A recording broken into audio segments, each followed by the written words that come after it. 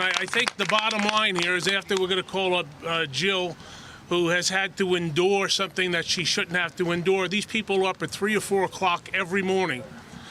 The sacrifices they've made, the holidays they've missed with their families. To make Staten Island better, they have sacrificed for 145 years. Rutherford B. Hayes was the President of the United States, for God's sakes.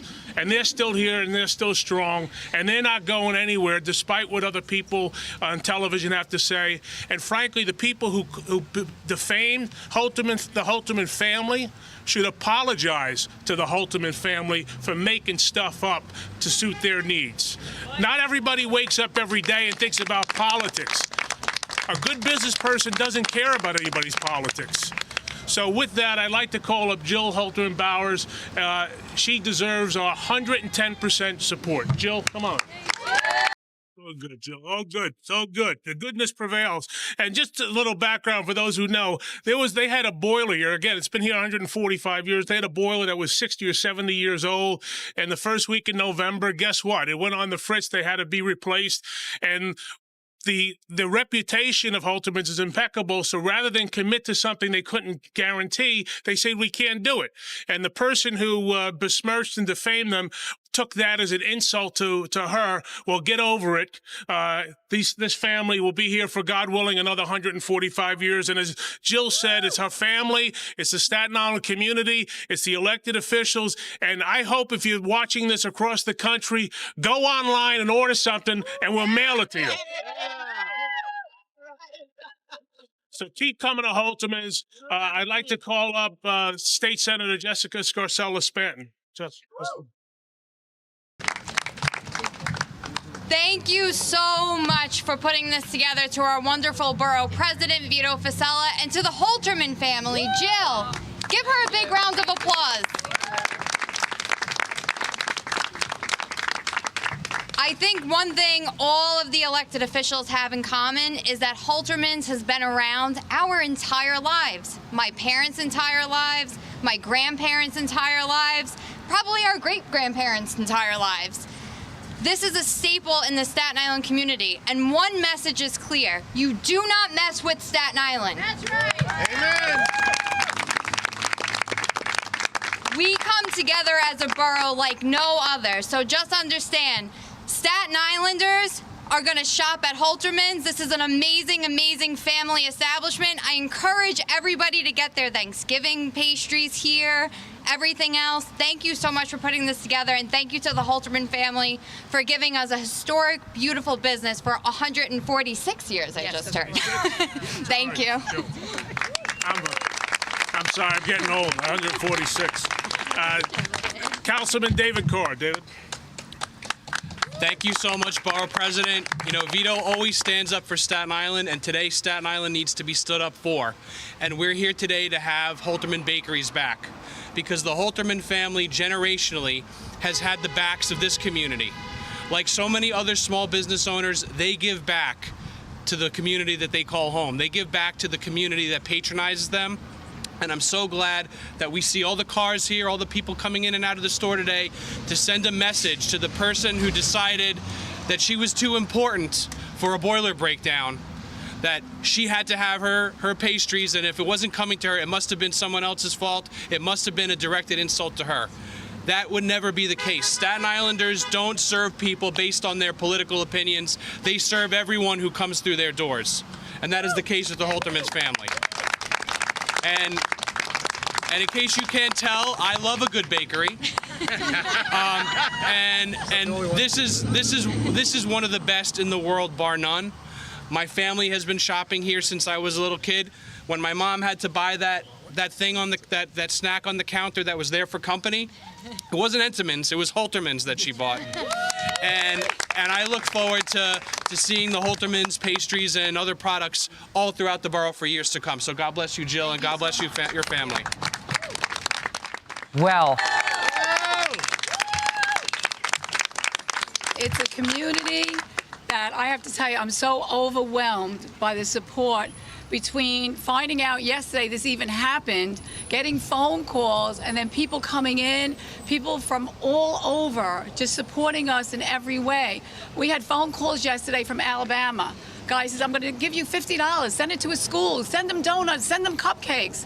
The support has been so overwhelming, and I know how hard my family has worked to keep this business alive. And I wish my father was here today to see this. He would never believe it. My bakers come in 2 or 3 in the morning just to have donuts and rolls for everybody to come in and say, we have the best rolls ever. And you know what? It took my whole family. It takes everybody, the community that comes every day to see us. We have this everyday conversation with everybody. How's the family? How's this? This is what makes Holtermans Holtermans. It's the community, it's my fellow everything that come out, and us giving back to the community that makes this go round. And if it wasn't for you and Staten Island to make this work, we still wouldn't be here today. So I know my brother, Billy, work hard. Joe, my baker in the back, is here 6 days a week. He gives his heart and soul to this place. And you know what? My father always said, you do what you love. I'm telling you, this is my heart. And I thank you so much for everybody to come out and support us with the Holtermann family. It means the world to me. It really does. Thank you so much. Oh, I wish my father was here too. They showed up, right? And who got the party started? Well, that was the borough president, Vito Facella in Staten Island. And he said these words: "This is the American story." Wow. So what did Whoopi Goldberg try to do to this woman in her bakery? Watch. The place that made these refused to make them for me. Oh, really? Yes. What? Oh. No. Let me explain. They said that their ovens had gone down, all kinds of stuff, but folks went and got them anyway, which is why I'm not telling you who made them. But can't be because I'm a woman, but perhaps they did not like my politics. Yeah.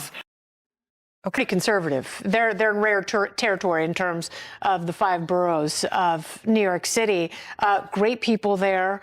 They obviously are very passionate about their environment and their community. And, you know, what is Whoopi Goldberg doing, calling me like, this is Whoopi Goldberg, and I need something custom made for me and my Whoopi Goldbergness for now. Free. And they might have had those pre-made.